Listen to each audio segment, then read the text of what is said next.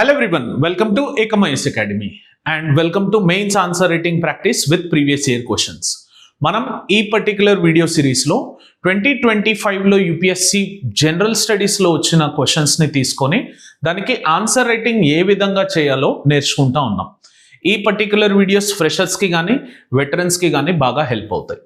So దీంట్లో మనం జనరల్గా ఫాలో అయ్యే strategy introduction, body and conclusion strategy. If you could see question number 12, ఇది 15 మార్కర్కి అడగడం జరిగింది sir. Trace India's consolidation process, ఇది పోస్ట్ ఇండియా కన్సాలిడేషన్ నుంచి వచ్చింది సార్. చాలా రోజుల నుంచి ఇక్కడ క్వశ్చన్ రాలేదు. Trace India's consolidation process during early phase of independence in terms of polity, economy, education and international relations. ఈ 2025 యొక్క బ్యూటీ ఆఫ్ యూపీఎస్సీ పేపర్ ఏంటంటే ఏ డైమెన్షన్స్లో మనం ఆన్సర్ రాయాలనేది మనం ఆలోచించనక్కర్లేదు, డైరెక్ట్గా వాడే ఇవ్వడం జరిగింది. అట్లా ఇప్పుడు ఇంట్రడక్షన్ మీద ఫోకస్ చేస్తూ ఫస్ట్ ఇంట్రడక్షన్ రాద్దాం సార్. నేను ఇంట్రడక్షన్ అని రాస్తా ఉన్నా, మీరు ఎగ్జామ్స్లో రాయాల్సిన అవసరం లేదు. The first 2 decades after partition were marked by partition violence,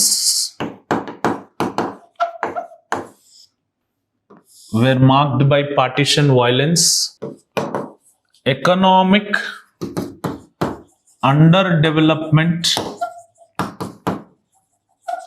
and illiteracy. Yet India consolidated itself through democratic institutions, planned development, educational expansion,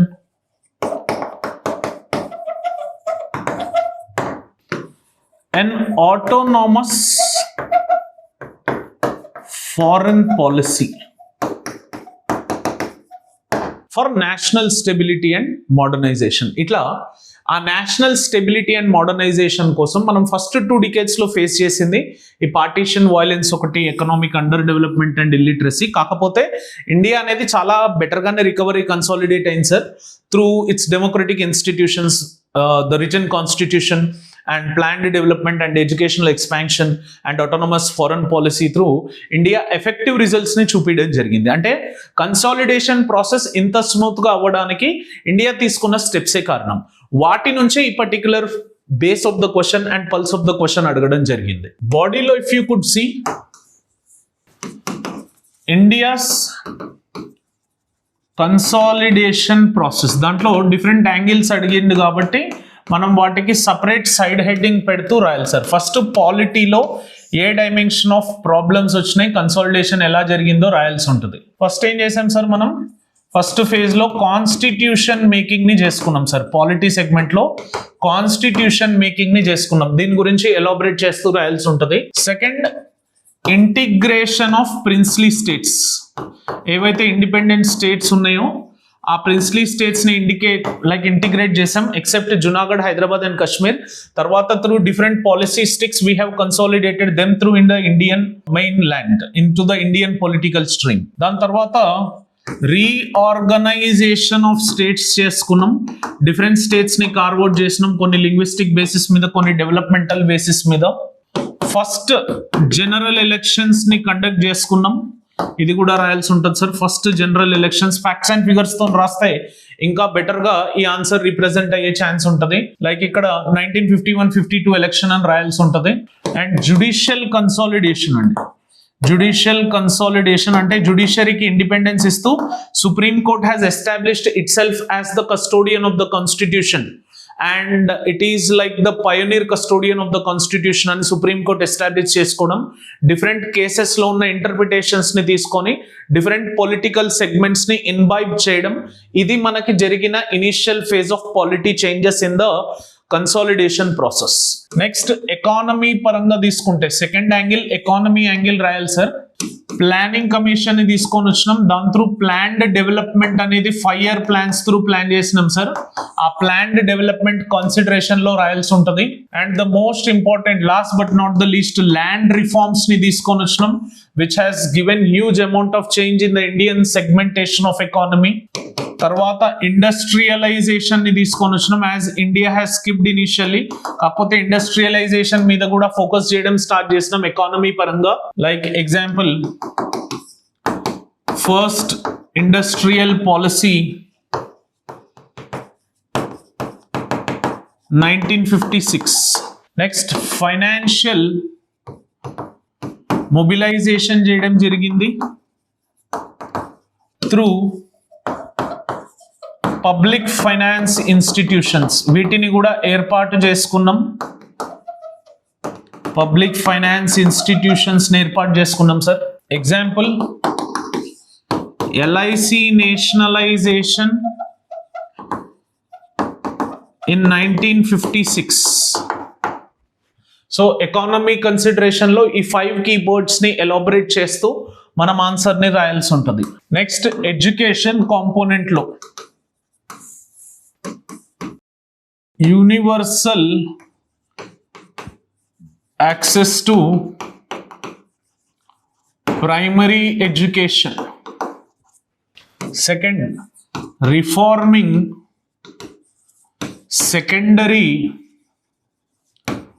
and university education. వీటిలలో రిఫార్మ్స్ చేయడం జరిగింది. అండ్ ఇదేందో అప్ టు 14 years వరకు right to education అనేది impart చేయడం జరిగింది sir. Third, building technical and scientific capacity. ఐఐటీస్ని కానీ ఐఐఎమ్స్ని కానీ ఎన్ఐటీస్ని కానీ ఎయిమ్స్ని కానీ ఎస్టాబ్లిష్ చేస్తూ వాటిని డిఫరెంట్ రీజియన్స్ లో ఎస్టాబ్లిష్ చేస్తూ ఎక్కడైతే లేవో ఆ కార్నర్స్ కి పంపిస్తూ ఆ టెక్నికల్ ఎక్స్పర్టీస్ ని చేయడం జరిగింది ఎడ్యుకేషన్ లో. Next coordinated research and knowledge institutions. Example UGC 1953 was established. So దీని కన్సిడరేషన్ లో మనకి ఎడ్యుకేషన్ లో చేంజెస్ రావడం జరిగినాయి. ఇంటర్నేషనల్ రిలేషన్స్ కాంపోనెంట్ లో ఏ ఏ పద్ధతులు పాటించారు ఈ పర్టికులర్ సెగ్మెంట్ లో చూద్దాం. ఫస్ట్ వన్ వచ్చేసి non alignment strategy. Non alignment strategy. Second, neighbourhood diplomacy మీద ఫోకస్ చేస్తున్నాం. Because if neighbours are enemies and the world is friend, then the advantages won't come to that particular parent country. అందుకే neighbourhood diplomacy మీద మనం focus చేసాం sir. UN engagement, active participation చేయడం జరిగింది. Active participation in UN engagement. ఈ neighbourhood డిప్లొమసీలో ఒక example రాయొచ్చు sir. ఇక్కడ మనకు రీసెంట్ గా న్యూస్ లో ఉన్నది ఇండస్ వాటర్ ట్రీటీ 1960 అప్పుడే మనం చేయడం జరిగింది ఆ నైబర్హుడ్ డిప్లొమసీని దృష్టిలో పెట్టుకుంటూ.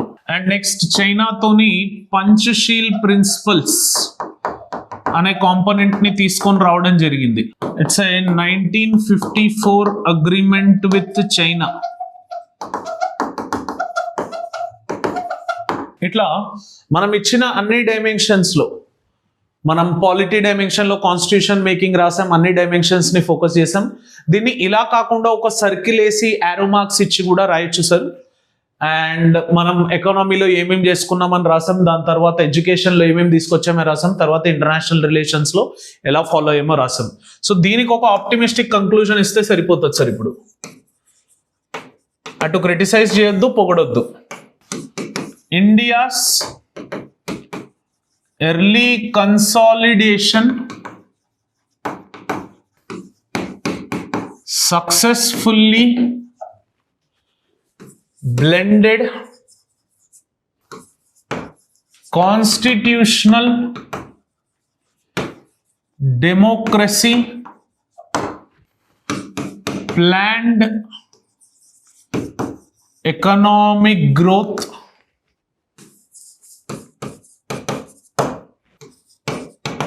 and scientific education and strategic autonomy in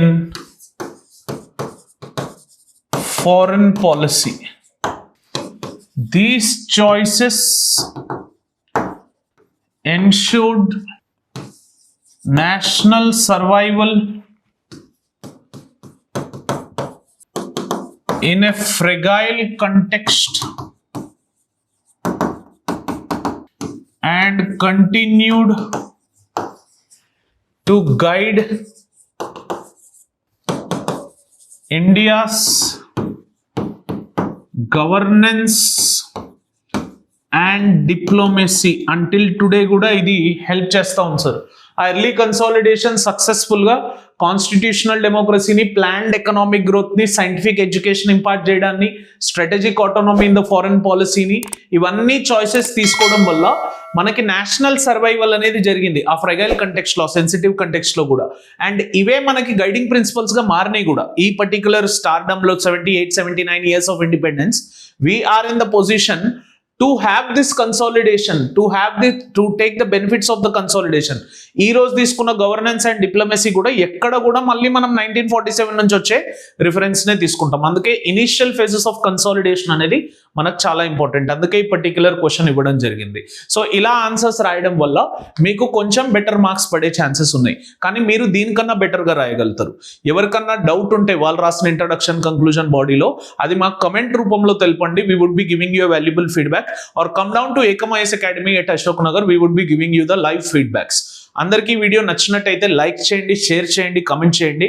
don't forget to subscribe Ekam IAS Academy channel and click on the bell icon for continuous notifications. Thank you for watching this video. Have an awesome day. Jai Hind.